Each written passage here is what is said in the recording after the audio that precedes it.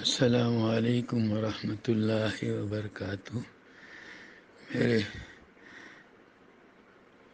مسلمان بھائیوں، آج ہم اور آپ جن حالات سے گزر رہے ہیں بہت نازک ہیں۔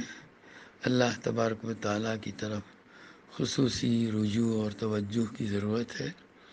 اس میں مختلف چیزوں کا اہتمام کیا جائے۔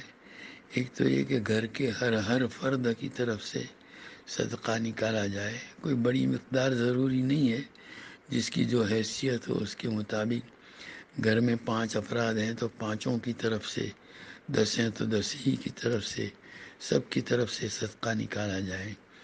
دوسرا، توبہ اور استغفار کا خوب اہتمام کیا جائے۔ کثرت سے چلتے پھرتے استغفر اللہ الذی لا الہ الا هو الحی القیوم واتوب الیہ، اس کو پڑھنے کا اہتمام کیا جائے، اور اللہ تعالیٰ کی طرف خصوصی توجہ کی جائے۔ اللہ سے مانگا جائے کہ اللہ اس بلا کو محض اپنے فضل سے اٹھا لے، اور اللہ تعالیٰ اپنے فضل سے ہم پر اپنا کرم فرمائے۔ دل سے دعا کرتے ہیں، اور جو کثرت سے درود شریف کا بھی اور استغفار کا بھی اہتمام ہو، سب کو متوجہ کیا جائے۔